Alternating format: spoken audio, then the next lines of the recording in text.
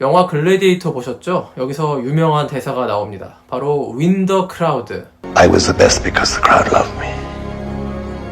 Win the crowd, and you'll win your freedom. I will win the crowd. 노박 조코비치가 그랜드슬램이라는 천재일우의 기회를 놓쳤습니다. 하지만 얻은 게 있습니다.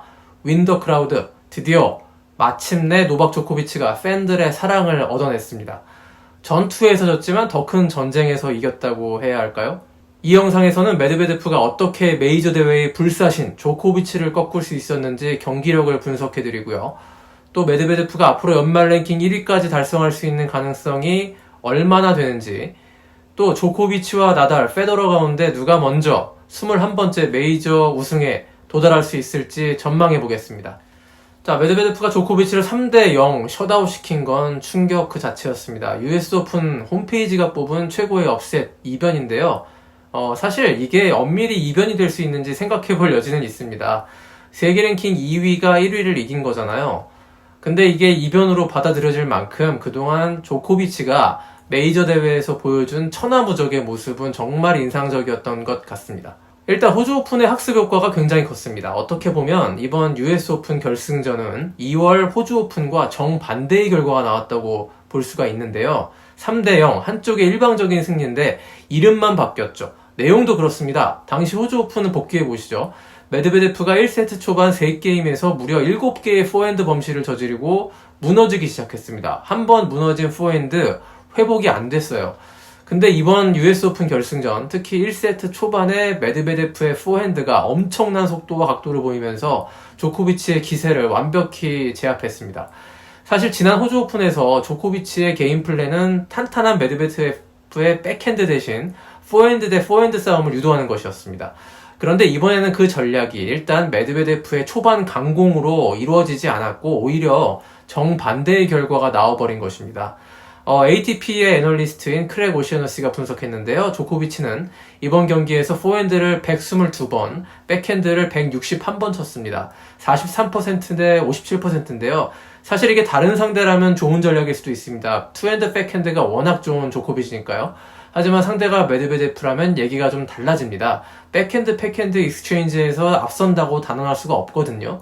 특히 이날 조코비치 다리가 누적된 피로로 빠르게 움직이지 못하면서 이렇게 백핸드 롱랠리에서 굉장히 불리한 모습이 많이 보였습니다. 자, 결국 메드베데프의 일취월장한 포핸드와 조코비치의 피로 누적이 겹치면서 랠리 대결에서 조코비치가 완연히 밀렸습니다. 자, 조코비치의 체력은 이번 경기 굉장히 큰 변수였습니다. 제가 이전 영상에서 이번 경기는 메드베데프 한 명이 아닌 즈베레프, 메드베데프의 협공이라고 말씀드렸는데요. 실제로 그랬습니다. 조코비치는 즈베레프전에서 5세트 혈투를 벌이고 왔고 그 전 경기 베레티니와의 8강전도 4세트, 그리고 그 앞선 경기에서도 무실세트로 이긴 경기가 2라운드 그릭스푸어전 딱 한 경기 뿐이었습니다. 제 아무리 조코비치라 하더라도 피로 누적을 피하기 어려웠던 것이고요. 하지만 많은 전문가들은 조코비치가 체력 왕이기 때문에 문제가 없을 것이라고 보고, 그렇기 때문에 대부분의 전문가들은 조코비치의 승리를 점쳤죠. 하지만 이번에는 달랐습니다. 호주 오픈을 보면 조코비치가 16강 테일러 프리츠전에서 5세트까지 갔고요. 8강 즈베레프와의 경기에서도 4세트 접전이었지만 결정적으로 4강전 카라체프전 뒤 이틀 이상의 휴식 시간이 있었습니다. 호주 오픈은 목요일에 4강 1차전, 금요일에 2차전이 열리는 일정이었기 때문이었는데요. 그래서 그때 충분한 휴식을 취할 수 있었던 34살 조코비치가 결승에서 아주 프레시한 상태로 메드베데프를 압살해버릴 수 있었던 것입니다. 이번에는 그때와 굉장히 좀 달랐죠. 프랑스 오픈에서도 사실 체력적 소모가 극심했거든요. 4강에서 훨씬 나달을 이겼다는 상승세, 거기에 치치파스와의 결승전에서는 체력을 절묘하게 안배를 하면서 리버스 스윕을 달성할 수가 있었습니다. 윈블던은 대진운 자체가 너무 좋아서 체력 소모를 걱정할 필요가 별로 없었고요. 이번 경기, 이번 대회를 통해서 조코비치도 역시 30대 중반이란 점을 간과할 수는 없다는 걸, 자연의 법칙을 따르는 한 명의 인간임을 보여줬다고 저는 생각합니다. 그만큼 이제 조코비치가 대진운이 좋지 않다면 그랜드슬램 우승을 쉽게 할 수 없다는 걸 이번 대회가 여실히 증명했다고 볼 수도 있는데요. 조코비치는 8강전부터 내리 톱10 3명을 상대해야 했는데 이런 대진을 뚫고 쉽게 우승할 수 있는 선수는 지구상에 없습니다. 메드베데프의 테니스를 조금 더 얘기해 보겠습니다. 이렇게 조코비치의 체력적인 문제가 더해졌을 때 메드베데프의 리턴 스타일은 정말 조코비치를 괴롭힐 수가 있었습니다. 베이스라인 멀찍이 떨어져서 모든 조코비치의 서브를 인플레이 시키고 랠리 싸움으로 연결시키다 보니까 체력이 뒷받침되지 않은 조코비치가 서둘러 공격을 해버리고 또 범실이 이어지는 그런 패턴이 2세트에서 굉장히 많이 나왔습니다. 메드베데프의 리턴은 사실 호주 오픈 결승 때도 비슷했는데요. 조코비치의 이런 컨디션일 때는 정말 효과 만점이었다는 겁니다. 조코비치가 잘 구사하지 않는 서브앤 발리를 계속 시도하고 실패하고 이런 모습들이 모두 메드베데프의 딥 리턴 전략이 조코비치의 몸 상태를 정확히 공략한 지점이었다고 판단이 됩니다. 자, 마지막으로 메드베데프의 서브 얘기 안 할 수가 없죠. 사실 조코비치가 4강 즈베레프의 더 빠르고 더 파워 있는 서브를 끄떡없이 받는 모습을 보고 사람들은 메드베데프의 서브쯤이야 했을 겁니다.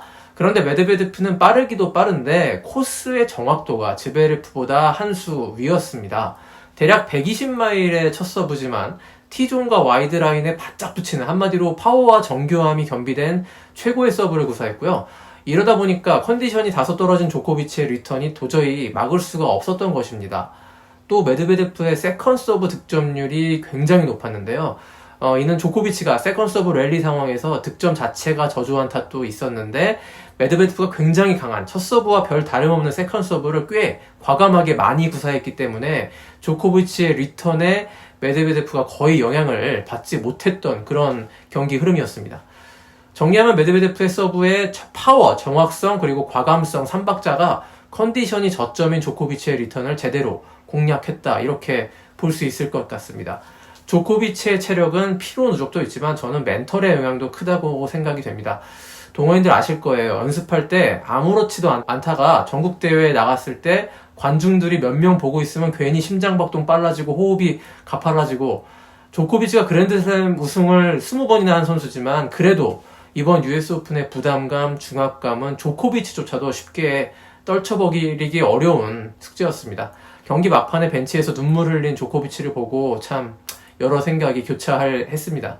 반대로 메드베데프의 멘털 정말 인상적이었고요. 챔피언십 포인트 따낸 뒤 그 와중에 축구 게임의 피시 세레머니인가요? 그걸 흉내내는 그 기괴한 멘털 정말 괴짜 챔피언이 탄생했구나라는 생각이 절로 들었습니다. 사실 저는 메드베데프가 2019년에 US 오픈에서 관중들을 상대로 거의 미친 도발을 하는 모습을 보고 이 선수는 큰 무대에서 제대로 사고 한번 치겠다 이런 생각이 들었습니다. 그때 영상 한번 참고로 보여드릴게요. Thank you all guys because your energy tonight give me the win. Because if you were not here guys, I would probably lose the match because I was so tired, I was cramping yesterday, it was so tough for me to play. So I want all of you to know when you sleep tonight, I won because of you.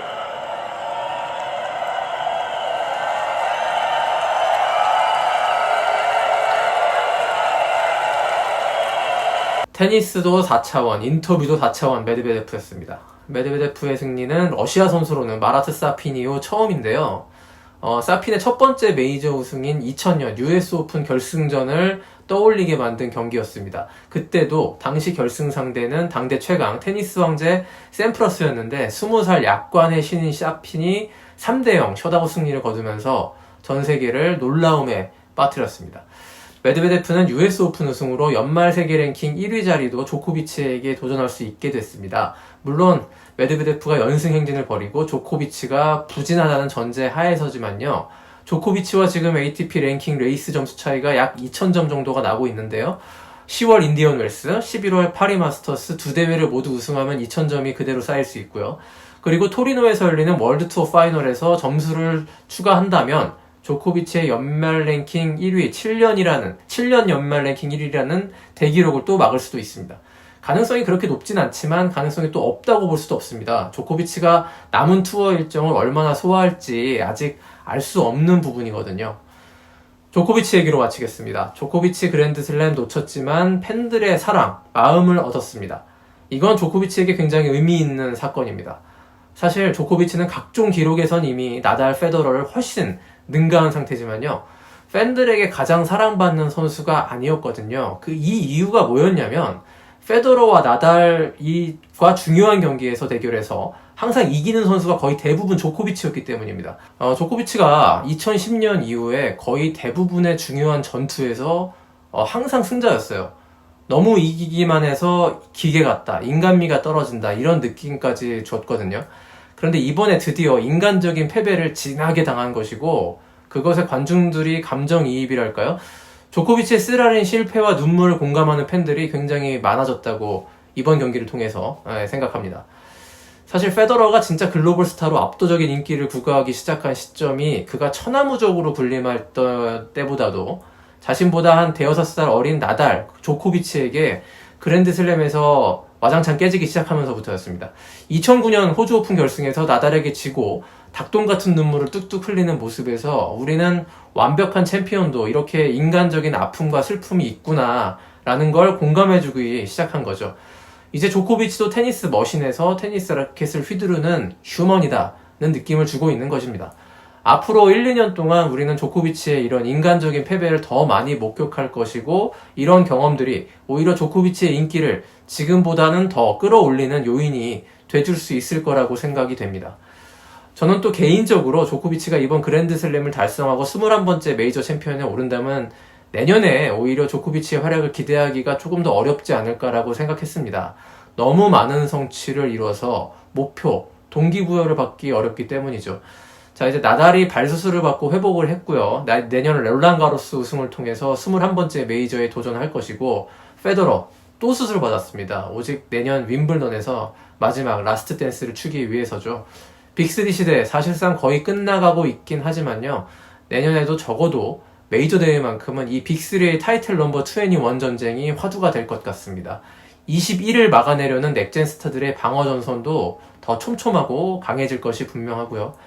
아직 테니스 시즌은 11월까지 계속됩니다. 또 재미있고 좋은 소식 준비해서 올 거고요. 다음 영상은 라두카누와 페르난데스의 결승전으로 남자 못지않은 세계적인 관심을 끈 여자 테니스 한번 다뤄볼까 합니다. 고맙습니다.